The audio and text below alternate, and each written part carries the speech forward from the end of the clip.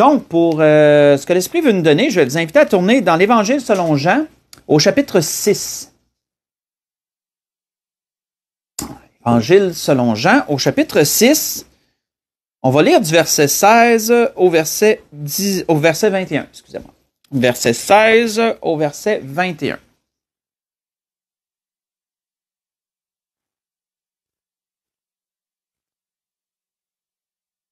Il nous est dit, « Quand le soir fut venu, ses disciples descendirent au bord de la mer. Étant montés dans une barque, ils traversaient la mer pour se rendre à Capernaum. Il faisait déjà nuit, et Jésus ne les avait pas encore rejoints. Il soufflait un grand vent, et la mer était agitée. Après avoir ramé environ 25 ou 30 stades, ils virent Jésus marchant sur la mer et s'approchant de la barque. Ils eurent peur. Mais Jésus leur dit, « C'est moi, n'ayez pas peur. » Ils voulaient donc le prendre dans la barque, et aussitôt la barque aborda au lieu où ils allaient. On va arrêter ici. Quand on considère, frères et sœurs, en général, au temps de notre Seigneur et des apôtres, tous les chemins tout le cheminement qu'ils devaient faire, on remarque une chose. On remarque que la plupart du temps, leur trajet se faisait par la marche. C'était la marche, ils marchaient beaucoup. D'un endroit à un autre, le Seigneur a parcouru le territoire d'Israël pas mal en entier. Donc, c'était vraiment la marche d'un bout à l'autre. Mais il arrivait parfois qu'il prenait la mer et traversait en bateau pour se rendre à une autre destination, pour s'éviter du chemin, dans le fond, faire un grand détour. Il traversait la mer. Ça arrivait des fois qu'il devait traverser la mer. Mais la plupart du temps, ça se faisait à la marche. Et quand on regarde ces situations où Jésus et ses disciples ont pris la mer, je ne sais pas si vous avez déjà remarqué ça comme moi, mais ça se passait rarement bien. Dans le sens que, à toutes les fois qu'ils prenaient la mer, il y avait toujours des intempéries qui les surprenaient. À toutes les fois qu'on peut voir où les disciples, soit qui étaient avec Jésus, ou soit comme on a lu là, que Jésus venait par après, il y avait toujours des grands vents, parfois c'était même la tempête. Ça allait pas bien sur la mer. On dirait qu'il y avait toujours des intempéries sur la mer pour leur donner, donner des problèmes, pour leur donner de la misère, genre un défi. C'était toujours un défi de prendre la mer, à toutes les fois. Qui nous est répertorié du moins. Je ne sais pas si en dehors de ça, c'était toujours de même aussi, mais dans ce qui nous est répertorié, ça allait pas bien. Il y avait toujours quelque chose. Mais ce qu'on remarque aussi, c'est qu'en bout de ligne, il se rendait toujours l'autre bord. Et en bout de ligne, le fait que le Seigneur était là, le Seigneur avait toujours tout arrangé. Et dans toutes les circonstances. Et quand je méditais sur ce que l'Esprit veut nous dire ce soir, vous allez voir, ça va se développer. Je me disais que ça ressemble à nos vies, ça. Vous savez, si on compare, mettons, la Terre, la marche là sur la Terre, si on compare ça à notre vie, on pourrait dire que ça pourrait être un peu... on pourrait faire un parallèle avec ces moments-là de la vie où tout est normal. Hein? On vit notre routine, on vit notre train-train quotidien. Ça ne veut pas dire qu'il n'arrive pas de problème, mais rien d'extraordinaire. Hein? C'est des petits aléas de la vie qui surviennent. Moi, quand je méditais là-dessus, l'Esprit me dressait une image, puis je comparais le voyage sur la Terre comme ça. Mais aussi, l'Esprit m'a fait faire un parallèle aussi avec la mer, que la mer pourrait être comparable à ces moments dans nos vies où on vit des épreuves. Où on vit des épreuves plus difficiles, des choses qui sortent de l'ordinaire, des choses qui sortent du quotidien, là, qui sortent de notre train-train quotidien et qui nous amènent dans, comment je pourrais dire, dans l'épreuve, dans la tourmente, on pourrait dire d'une certaine façon. Ça peut être un accident, ça peut être la mort d'un proche alentour, ça peut être la maladie, quelque chose qui ressort de l'ordinaire, qui nous met vraiment dans l'épreuve. Moi, je voyais ça comme ça. Donc, la plupart du temps, comme les apôtres qui étaient avec le Seigneur, on marche sur la terre, je veux dire, on fait notre train-train quotidien, on mène notre vie au quotidien dans toutes ces petites choses qui peuvent survenir, les bons jours comme les mauvais jours. Mais parfois, on doit prendre la mer, frères et sœurs.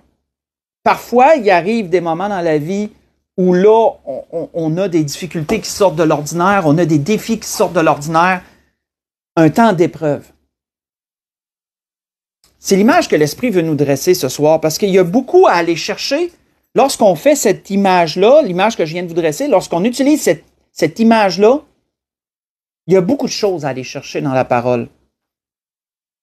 Parce que quand on élargit notre champ d'action, à pas juste autant des disciples, mais en général dans toutes les Écritures, on remarque encore ce même parallèle, et ça, c'est surprenant.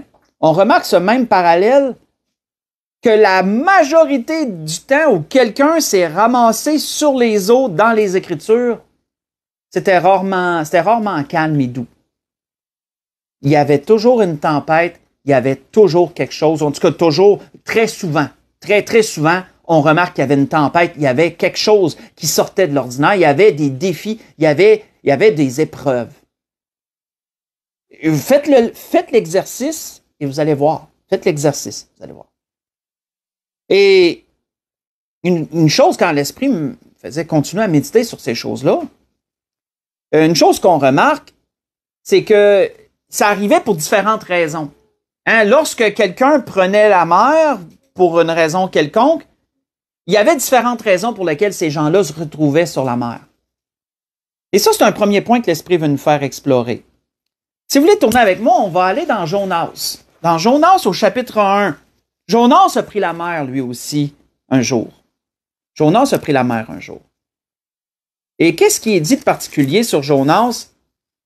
Il peut nous démontrer pourquoi parfois il y en a qui se retrouvent sur la mer. Ou, si vous voulez faire le parallèle, on va faire le parallèle, toujours le même parallèle ce soir, ça va revenir. Ou pourquoi peut-on se retrouver parfois dans l'épreuve? Dans l'épreuve et dans des défis, des difficultés, des défis. Regardons pourquoi Jonas s'est retrouvé sur la mer. Dans le chapitre 1, on va juste lire du verset 1 au verset 4. Verset 1 au verset 4. Voilà qui est écrit dans Jonas, chapitre 1, verset 1 au verset 4. Il dit, la parole de l'Éternel me fut adressée, à Jonas, fils d'Amittai, en ces mots. Lève-toi, va à Ninive, la grande ville, et crie contre elle, car sa méchanceté est montée jusqu'à moi. Et Jonas se leva pour s'enfuir à Tarsis, loin de la face de l'Éternel. Il descendit à Jaffo, et il trouva un navire qui allait à Tarsis. Il paya le prix du transport et s'embarqua pour aller avec les passagers à Tarsis, loin de la face de l'Éternel. Mais l'Éternel fit souffler sur la mer un vent impétueux, et il s'éleva sur la mer une grande tempête. Le navire menaçait de faire naufrage. On va arrêter ici. Donc, nous voyons ici, dans le cas de Jonas, un homme qui prend la mer, mais pourquoi l'a-t-il pris? Il l'a pris par désobéissance. Jonas s'était retrouvé sur la mer à cause de sa désobéissance. Pourquoi je dis ça? Parce que Dieu lui avait dit d'aller à Ninive. Et Jonas a pris la mer, mais pour aller à l'opposé de Ninive, parce qu'il ne voulait pas accomplir la volonté de Dieu, il a décidé de prendre le sens opposé et d'aller à Tarsis. Et c'était pas juste sur un coup de tête, puisqu'il a pris le bateau, il a payé le prix du tribut, il a vraiment fait étape par étape les choses pour fuir loin de la face de l'Éternel. Et Dieu a permis que cette tempête-là survienne lorsqu'il était sur la mer. S'il avait obéi à Dieu, il n'y aurait pas eu de tempête. Cette tempête-là a eu lieu à cause que Jonas avait désobéi à Dieu. Et ça peut être une raison pour laquelle parfois, frères et sœurs, on se retrouve nous aussi sur la mer dans nos vies et qu'on se retrouve dans une tempête. Ça peut être parfois par désobéissance, où Dieu permet que la tempête s'abatte sur nous pour qu'on reconnaisse notre péché, pour qu'on reconnaisse nos torts, qu'on reconnaisse là où on a manqué. Dieu veut nous faire réfléchir. Et Dieu utilise cette façon de faire-là par la tempête. Si vous faites le lien, là, je vais toujours faire ces images-là ce soir parce que c'est ça que l'Esprit a utilisé pour le message de ce soir. C'est ça que l'Esprit utilise. Donc, ça, c'est une raison pour laquelle certains se ramassaient sur la mer et donc Jonas. Jonas, c'est l'exemple. C'est l'exemple que l'Esprit nous a ciblé. Mais il y avait d'autres raisons pour lesquelles certains parfois se ramassaient sur la mer et devaient traverser une tempête. Faites juste écouter, l'apôtre Paul a dû, lui, un jour aussi prendre la mer. Même, il l'a fait plusieurs fois, mais une fois en particulier. Il nous a dit quoi à propos de Paul? Faites juste écouter. Il nous a dit, un temps assez long s'était écoulé et la navigation devenait dangereuse car l'époque même du jeûne était passée.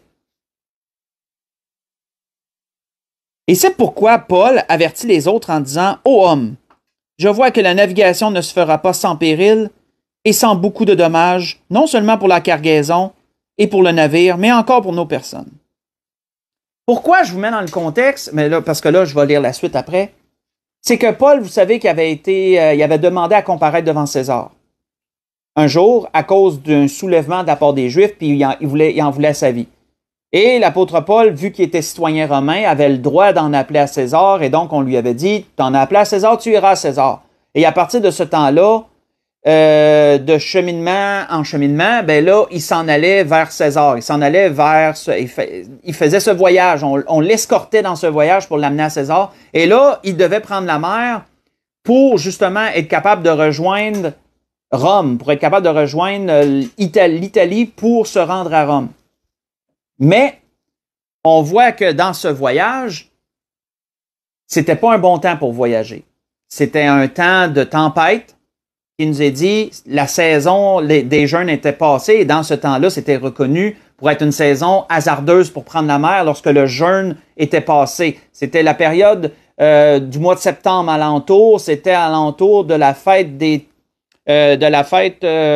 du Yom Kippour qu'on appelle la fête juive Yom Kippour. C'est la fête des expiations, c'est ça. La fête des expiations. Dans ce coin-là, c'était réputé pour que la mer devienne hasardeuse. Et là, on voit que l'apôtre Paul le savait, les gens le savaient aussi, mais l'apôtre Paul les avertit, il dit, moi, je vois certainement que Dieu l'avait averti, l'Esprit l'avait averti d'une certaine façon. Il dit, je vois que si on prend la mer, ça va être dangereux, là. Pas juste pour nous, pas juste pour le bateau, mais pour nous aussi.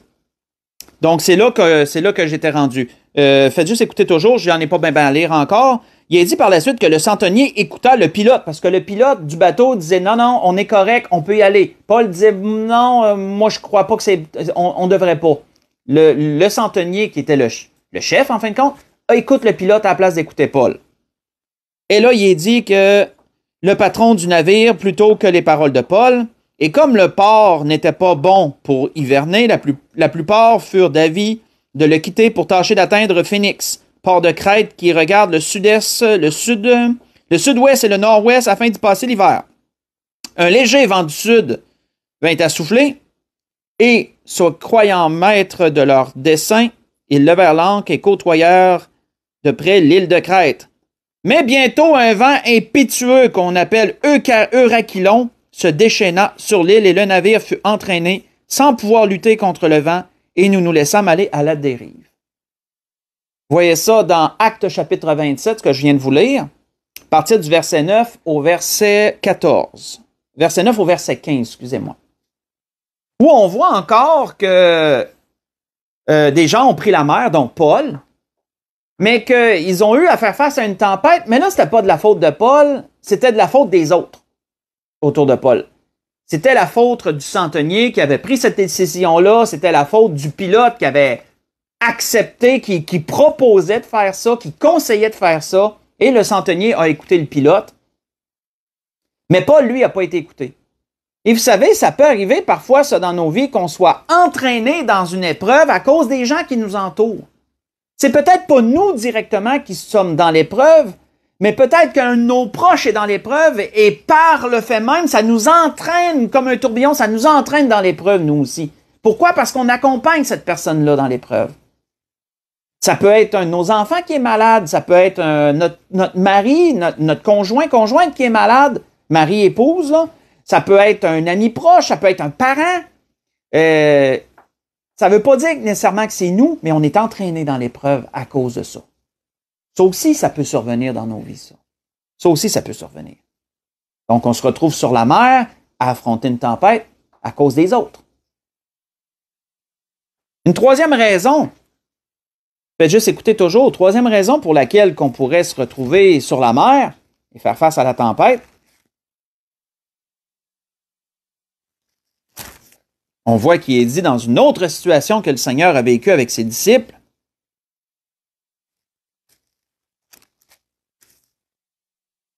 Il est dit, aussitôt après, en parlant du Seigneur, il obligea ses disciples à monter dans la barque et à passer avant lui de l'autre côté vers Bethsaïda, pendant que lui-même renverrait la foule. Et quand il l'eut renvoyé, il s'en alla sur la montagne pour prier. Et le soir étant venu, la barque était au milieu de la mer et Jésus était seul à terre. Et il vit qu'ils avaient beaucoup de peine à ramer car le vent leur était contraire. Et vers la 4e veille de la nuit, il alla vers eux marchant sur la mer et il voulait les dépasser. Ce que je viens de vous lire, c'est dans Marc 6, verset 45 au verset 48. Et ça, c'est la situation qu'on a là en introduction, frères et sœurs.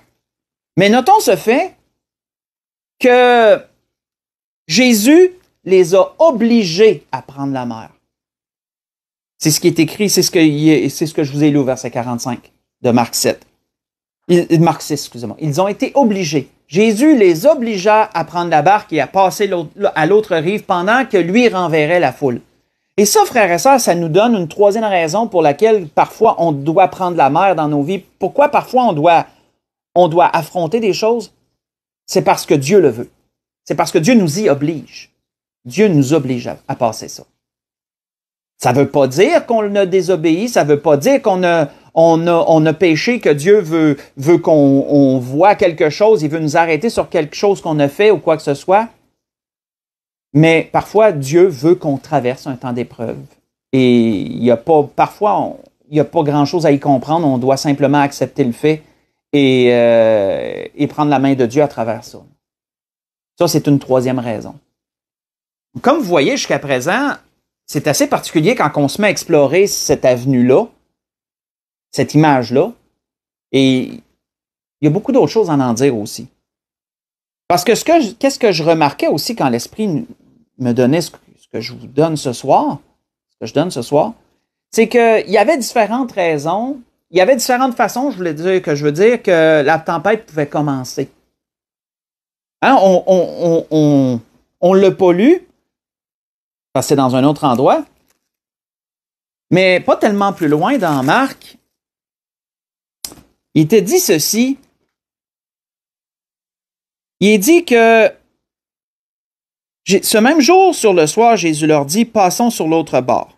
Et après avoir envoyé la foule, ils l'amenèrent dans la barque où il se trouvait, et il y avait aussi d'autres barques avec lui. Et il s'éleva un grand tourbillon, et les flots se jetaient dans la barque au point qu'elle se remplissait déjà. Ce que je viens de vous lire, c'est dans Marc 4, une autre situation qu'on n'a pas vue encore. Marc 4, verset 35 au verset 37. Et qu'est-ce qu'il nous est dit là? C'est qu'encore, Jésus et ses disciples avaient pris la mer, et tout d'un coup, c'est arrivé brutalement, là, tout d'un coup, le vent s'est levé, ça a été comme quasiment instantané, ça n'a pas pris de temps qu'une tempête s'est installée sur la mer. Ils ne l'ont pas vu venir. En d'autres mots, ils ne l'avaient pas vu venir. Et ça, frères et sœurs, c'est l'une des façons que parfois la tempête arrive dans nos vies. T'avoues pas venir. Tu ne pouvais pas prévoir ce qui arrive. Un accident, là, c'est dur à prévoir. Là. Qu'un auto te rentre dedans, puis que tu te casses une jambe ou que tu as une perte totale, je sais pas, moi, j'essaie de penser à des choses comme ça, mais vous voyez ce que je veux dire. Il y a des choses qui arrivent, qu'un être cher meurt, mais que lui aussi, c'est par un accident ou autre. Il y a des choses que tu ne peux pas prévoir. Ça tombe dessus comme ça. Et tu dois les vivre assez brutalement. C'est l'une des façons que la tempête s'installe. Une autre façon, on l'a lu tantôt. Si vous voulez aller le relire, vous pourrez aller voir dans Acte 27, versets 13 et 14, on l'a lu tantôt. Un petit vent souffle tranquille, et là, tu penses que tout va bien aller, mais là, tout d'un coup, le vent se met à souffler plus fort, et là, il s'installe vraiment une tempête. Ça aussi, c'est une autre façon que la tempête peut survenir dans nos vies. Et parfois, il y a des petits indices, il y a des petites choses qui nous pointent qu'il y a quelque chose de gros qui s'en vient. Mais ces indices-là, parfois, sont tellement subtils qu'on les prend pas au sérieux. On pense pas que ça va être grave. On pense que c'est juste un petit quelque chose qui va passer. Mais quand la tempête s'installe vraiment, tu te rends compte que non, là, ça passera pas. Là. C'est vraiment quelque chose de gros. Là. Donc ça aussi, c'est une autre façon que la tempête peut s'installer dans nos vies. Parfois, c'est brutal, parfois, c'est subtil. Tranquillement, puis là, ça se lève, puis à un moment donné, tu te rends compte que là, vraiment, tu es dans quelque chose. Une autre chose qui est intéressante à remarquer, et on va relire dans Jonas, si vous êtes toujours là, c'est là qu'on avait lu dernièrement, c'est comment les gens réagissent. Comment certains ont réagi quand ça leur est arrivé, ça, de se retrouver sur la mer dans le milieu de la tempête. Et faites toujours le lien par rapport à nos vies et les temps d'épreuve qu'on peut vivre. Parce qu'il y a toujours ce parallèle-là. Toujours dans Jonas, au chapitre 1, si on lit à partir du verset 8. Parce que là, Jonas savait ce qui se passait. Il savait que cette tempête-là n'était pas normale. Il savait que Dieu avait permis la tempête à cause de lui. Il savait qu'il était le coupable là-dedans. Il était la cause, il était la raison. Mais les autres sur le bateau ne le savaient pas. Fait que lui, il est allé se coucher tranquillement dans la cale, où c'est qu'il y avait les lits. Les autres paniquaient tout en haut. Et là, ils sont allés le chercher. Puis ils ont dit, hey, on prie tous chacun nos dieux. Toi aussi, prie donc ton Dieu. Si t'en as un, là, prie donc ton Dieu, toi aussi, pour que ça s'arrête. Pour que la tempête s'arrête. Et là, de fil en aiguille, ben, ils ont tiré à courte paille. Ben, je dis la courte paille, mais ça ressemble à ça. Là. Puis ils ont vu que le sort a tombé sur lui. Donc, ils ont su que c'était lui le problème. Et là, il est dit, au verset 8, alors ils lui dirent, dis-nous, qui nous attire ce malheur? Quelles sont tes affaires et d'où viens-tu? Quel est ton pays et de quel peuple es-tu? Il leur répondit, je suis hébreu et je crains l'Éternel, le Dieu des cieux, qui a fait la mer et la terre. Hein, parce que frères et sœurs, c'est un beau lien ici à comprendre ce que Jonas dit. Dieu a fait la mer et la terre. Dieu, frères et sœurs, a créé notre vie dans ces deux façons-là. Parfois, on est sur la terre, ça va bien, mais parfois, on doit prendre la mer, ça va moins bien. Et Dieu est l'auteur de toutes ces choses. C'est Dieu qui dirige toutes ces choses. C'est Dieu qui a créé la mer, c'est Dieu qui a créé la terre aussi. On voit qu'il est dit, ces hommes eurent une grande frayeur à partir du verset 10. Et ils lui dirent, pourquoi as-tu fait cela? Car ces hommes savaient qu'ils fuyaient loin de la face de l'Éternel parce qu'il le leur avait déclaré.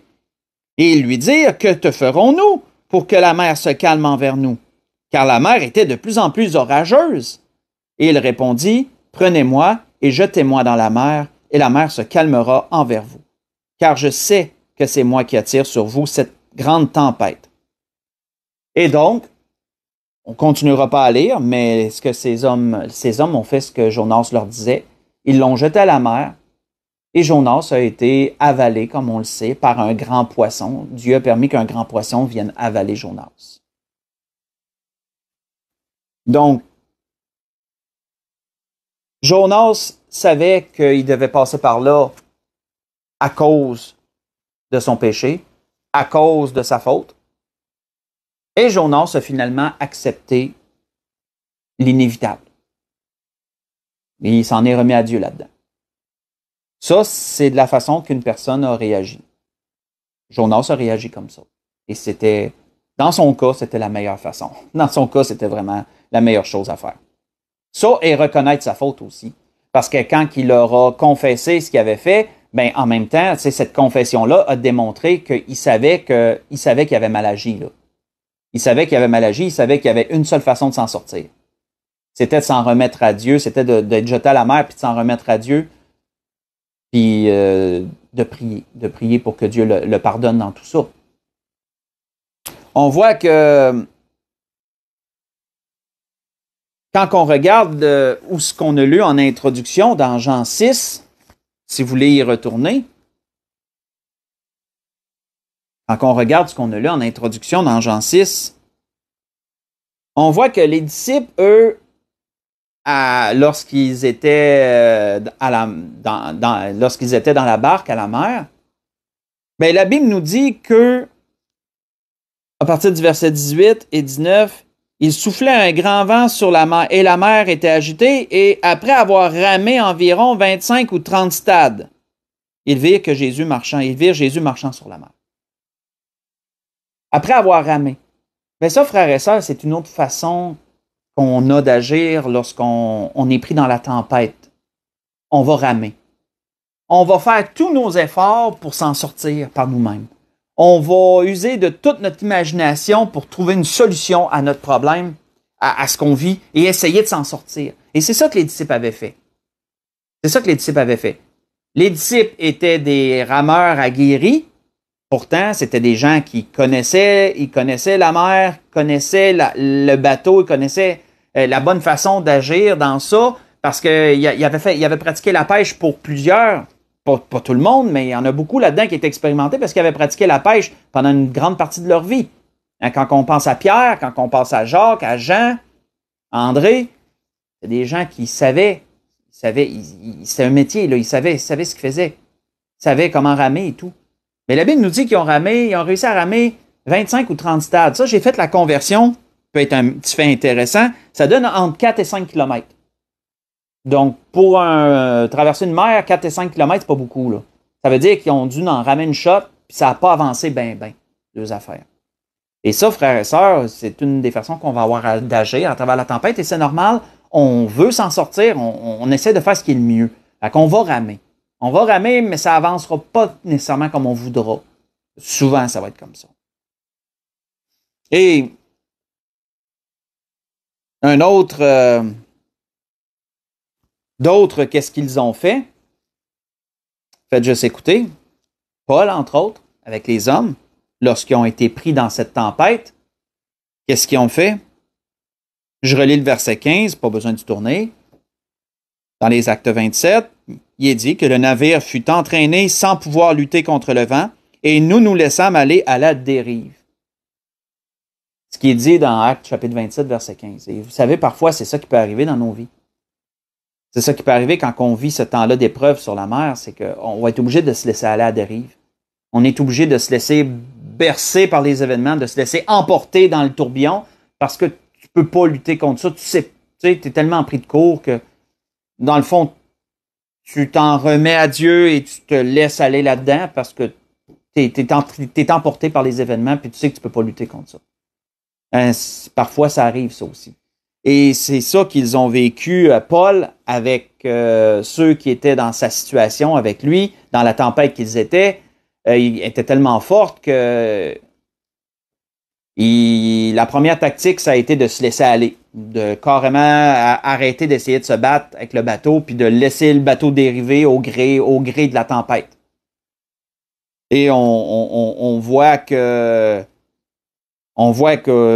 plus loin, il est dit qu'ils ont perdu beaucoup dans cette tempête-là. Ils ont dû, au verset 18, il est dit, comme nous étions violemment battus par la tempête, le lendemain, on jeta la cargaison à la mer. Le 3e jour, nous y lançâmes de nos propres mains les agrès du navire. J'ai lu le verset 18 et 19. Et verset 20, il dit, le soleil et les étoiles ne parurent plus pendant plusieurs jours et la tempête était si forte que nous perdîmes enfin tout espoir de nous sauver. Et ça, frères et sœurs, ça peut nous ressembler, ça. Ça peut ressembler parfois à certaines tempêtes qu'on vit, ça. Tu es obligé de te laisser aller, mais tu es obligé aussi d'abandonner beaucoup de choses dans ta vie. Parce que soit que tu n'es plus capable de faire telle et telle chose, donc tu es obligé d'abandonner des loisirs, tu es obligé d'abandonner certaines choses. Celui qui pratiquait, mettons, le hockey à temps plein puis qui se casse les 2 jambes, mettons, d'un accident, je donne le pire des cas, là, ben, il sait qu'il va être obligé d'abandonner le hockey pendant un certain temps. Là. Et tu es obligé d'abandonner des choses. Et ça ressemblait un peu à ce qu'ils vivaient, Paul et les autres. Hein. Quand tu dis que tu jettes la cargaison, puis quand tu dis après ça que tu jettes les agrès du navire, c'est assez important, ça, là. Ça sert à le faire naviguer, là. L'ancre et tout, là, tu jettes tout ça, là. Ça veut dire que t'enlèves pas mal de chances, mais c'était pour alléger le bateau. Les autres faisaient ça pour alléger le bateau puis se donner des chances. Mes frères et sœurs, dans tout ça, là, tout ce qu'on a vu jusqu'à présent, c'est assez sombre. Hein? Si vous en conviendrez, c'est assez sombre ce qu'on a vu jusqu'à présent. Jusqu'à présent, on a parlé de tempête. Jusqu'à présent, on a parlé de différentes raisons pour lesquelles des gens se sont retrouvés dans la tempête sur la mer.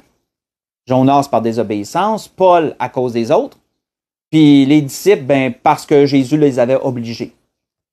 On a vu que différentes raisons pour lesquelles il y avait différentes façons que la tempête pouvait commencer. Parfois, ça arrive d'un coup sec, ça commence vite. Et parfois, ça s'installe tranquillement, puis tu ne vois pas les signes comme étant assez importants jusqu'à ce que tu es dedans. Là, tu vois que c'était vraiment, les symptômes étaient vraiment plus importants. Là. Et on a vu aussi ce qu'on vient de voir, c'est comment certains réagissent. Jonas, lui, il a demandé qu'on le jette à la mer, puis qu'il s'est abandonné à Dieu parce qu'il savait qu'il avait désobéi, puis il savait que Dieu ce serait lui qui jugerait. On a vu que les disciples, eux autres, ils ont tenté de ramer. Hein? Ils ont fait le possible pour essayer d'avancer malgré la tempête, mais ils n'ont pas avancé bien. Et Paul et les autres, on a vu qu'ils ont été obligés de se laisser aller à dérive, puis finalement même de se débarrasser de beaucoup de choses pour être capable de traverser ça. Mes frères et sœurs, dans tous les cas, il y a une chose qu'on doit prendre en considération. Le facteur le plus important, surtout l'enfant de Dieu doit le prendre en considération.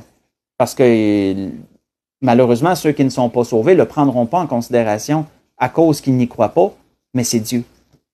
C'est Dieu, frères et sœurs, qui doit être pris en considération dans tout ça. Parce qu'en bout de ligne, Dieu est là.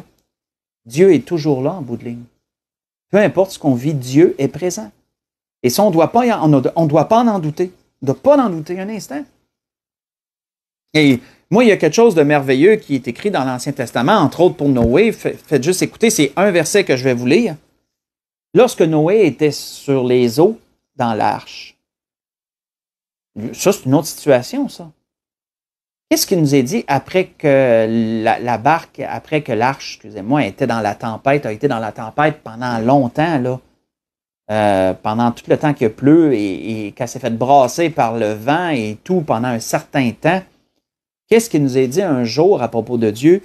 Il nous est dit, Dieu se souvint de Noé et de tous les animaux et le bétail qui était avec lui dans l'arche, et Dieu fit passer un vent sur la terre et les eaux s'apaisèrent. Genèse 8, verset 1. C'est puissant, ça, frères et sœurs, pour ce que l'Esprit nous dit ce soir. Dieu s'est souvenu de Noé et Dieu a apaisé la mer. Et frères et sœurs, c'est la même affaire dans nos vies. Si on a la foi et qu'on garde la foi, que malgré tout ce qu'on vit, Dieu est là. Dieu va se souvenir de nous. Ça ne veut pas dire que ça va être instantané. On peut traverser un bout difficile. Mais Dieu va se souvenir de nous, c'est une certitude. Et Dieu va apaiser la tempête. Dieu va apaiser la mer. C'est une certitude aussi. Ça doit l'être. Ça doit l'être. On voit que c'est ce qui est arrivé avec Jonas. Dieu, pour les autres, a apaisé la mer. Pour Jonas, le grand poisson l'a avalé. Mais est-ce que Jonas est mort? Il a traversé un bout d'angoisse, mais il a été vomi sur la terre, vivant. En bout de ligne. En bout de ligne, Jonas a été vomi sur la terre, il était vivant. Et il avait tous ses membres. C'est ce qu'on voit dans Jonas 2, verset 1. Les apôtres, à toutes les fois qu'ils ont pris la mer, oui, ça a été difficile de ce qu'on peut voir. On voit dans Marc 4, on n'y retournera pas, mais dans Marc 4, qu'est-ce que le Seigneur a fait? Le Seigneur a menacé la tempête et la tempête s'est calmée. Dans Jean, où qu'on a lu en introduction, le Seigneur est venu vers eux, marchant sur les eaux, la tempête s'est calmée. Et la barque, elle a accosté à l'endroit où il devait aller. Et qu'est-ce qui est arrivé pour l'apôtre Paul? L'apôtre Paul et ses amis, Ben, ses amis, ceux qui naviguaient avec lui. Si vous voulez tourner avec moi dans Acte 27, on s'en va vers la conclusion, mais qu'est-ce qui est arrivé à lui? Acte 27, on lit à partir du verset 39. Acte 27. Si on lit à partir du verset 39. Oui, on traversait un bout difficile, mais ils ont fait naufrage sur la terre ferme. Le bateau s'est échoué quelque part. Tout le monde était vivant.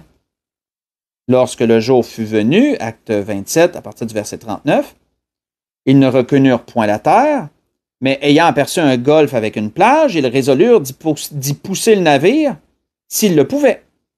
Ils délièrent les ancres pour les laisser aller dans la mer, et ils relâchèrent en même temps les attaches des gouvernails. Puis ils mirent au vent la voile d'Artimon et se dirigèrent vers le rivage. Mais ils rencontrèrent une langue de terre où ils firent échouer le navire. La proue s'est engagée et resta immobile, tandis que la poupe se brisait par la violence des vagues. Et les soldats furent d'avis de tuer les prisonniers, de peur que quelqu'un d'eux ne s'échappe à la nage. Mais le centenier, qui voulait sauver Paul, les empêcha d'exécuter ce dessein.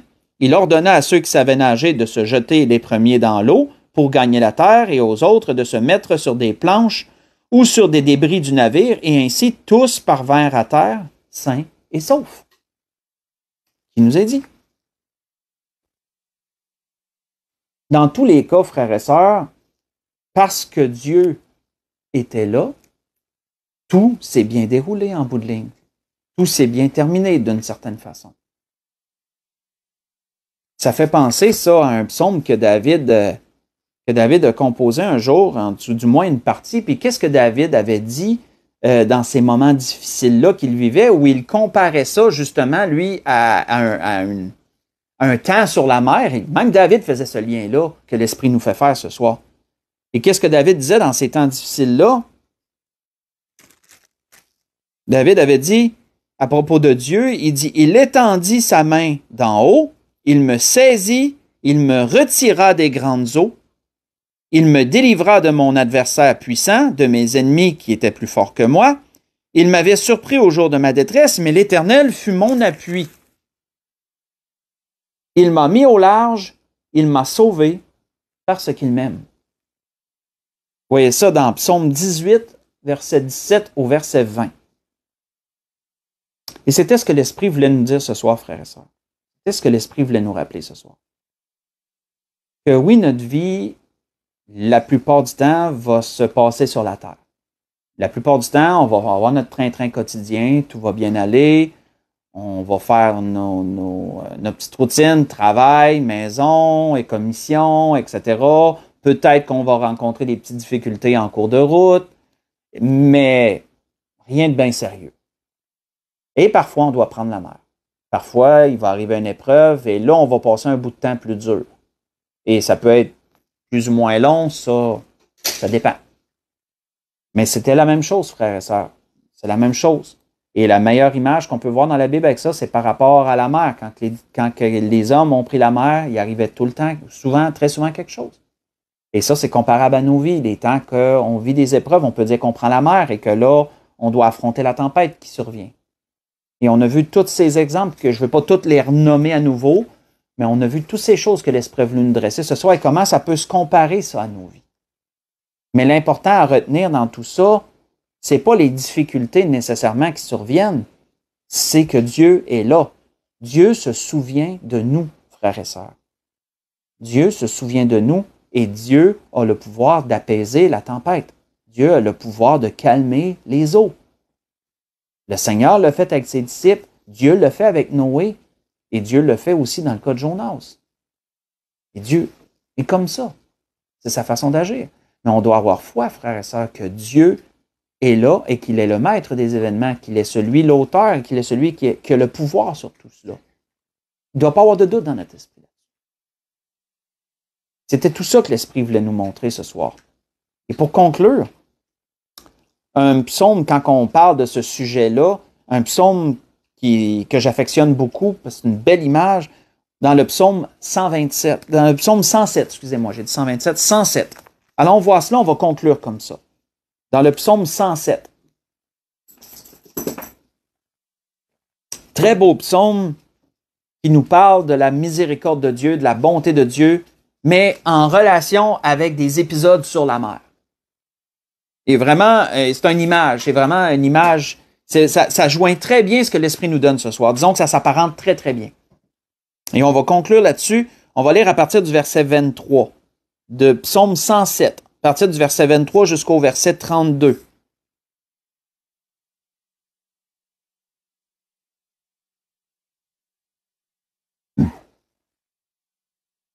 Psaume 107, à partir du verset 23 au verset 32. Il est dit, ceux qui étaient descendus sur la mer dans des navires et qui travaillaient sur les grandes eaux, ceux-là virent les œuvres de l'Éternel et ses merveilles au milieu de l'abîme. Pourquoi ces merveilles au milieu de l'abîme, frères et sœurs? C'est parce que ces choses parfois qu'on doit traverser qui sont plus difficiles, si on les traverse avec la bonne attitude, en s'en remettant en Dieu, en prenant la main du Seigneur, là, et c'est une façon de parler, bien sûr, mais c'est quand même vrai, en disant à Dieu, écoute, je veux que tu traverses ça avec moi, je ne veux pas faire ça tout seul. Un peu comme Moïse, frère et sœur, dans le désert, lorsqu'il voyait l'étendue du désert et tous les problèmes qui allaient survenir, qu'est-ce que Moïse avait dit? Si tu n'es pas pour être avec nous, ne nous laisse pas partir. C'est la même chose, frère et sœur. On doit prendre la main de Dieu. Moi, je le vois comme ça. On prend la main de Dieu et on dit, Seigneur, là, tu vas traverser ça avec moi, je ne peux pas tout seul. C'est ça que David voulait dire. Puis, ça va devenir, cette épreuve-là va devenir une expérience dans ton vécu avec Dieu. Ça va devenir une expérience. Dieu va se révéler et tu vas voir la main de Dieu. Et c'est un peu ça que, dans ce psaume-là, il est dit, ceux-là, ceux qui ont pris la mer, là, ceux-là virent l'œuvre de l'Éternel. C'est ça.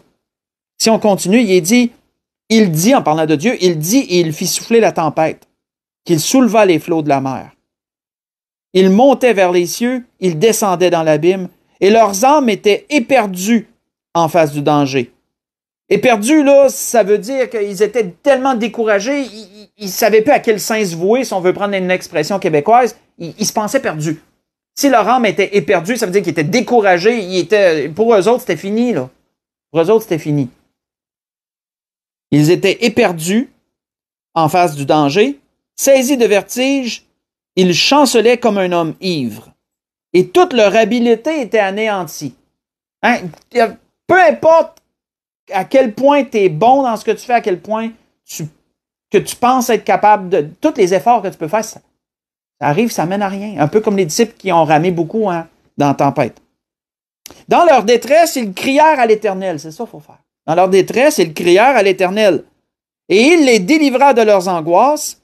Il arrêta la tempête, ramena le calme, et les ondes se turent.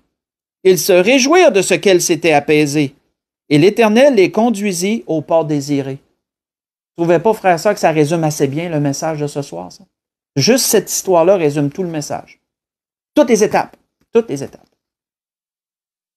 Qu'il loue l'Éternel pour sa bonté et pour ses merveilles en faveur des fils de l'homme, qu'il l'exalte dans l'assemblée du peuple et qu'il le célèbre dans la réunion des anciens. La grâce que je nous souhaite à tous, frères et sœurs, si pour toutes les raisons qu'on a vues ce soir, nous vivons un temps de tempête dans nos vies, où il y a des temps de tempête qui s'en viennent, puis on voit les signes. On voit le vent là, qui se lève tranquillement, puis on sait qu'il s'en vient quelque chose. Là. On est alerte. Là. Peu importe qu'on vive quelque chose présentement ou qu'on voit ce qui s'en vient, on doit prendre en considération ce que l'Esprit nous donne ce soir. Parce que lorsqu'on va être dans la tempête, c'est là qu'il va falloir se souvenir que Dieu est là. Que Dieu est là et que Dieu, si on lui demande de traverser ça avec nous, il va se souvenir de nous. Il va se souvenir de nous, il va la calmer, la tempête, éventuellement. Et en attendant, il va nous accompagner dans tout ça. Il va nous donner la force de surmonter, de traverser les choses. Souvenons-nous, frères et sœurs, de cela, parce qu'on va avoir besoin de s'en souvenir. C'était ce que l'Esprit voulait nous dire ce soir. Je voudrais vous souhaiter à tous et à toutes une belle fin de soirée. Que le Seigneur vous garde, qu'il vous dirige en toutes choses. Je vous aime. N'oubliez pas de prier pour notre frère Alain et notre sœur Michel aussi. Et pour l'Église de l'Espérance, on va se dire à dimanche. Soyez bénis.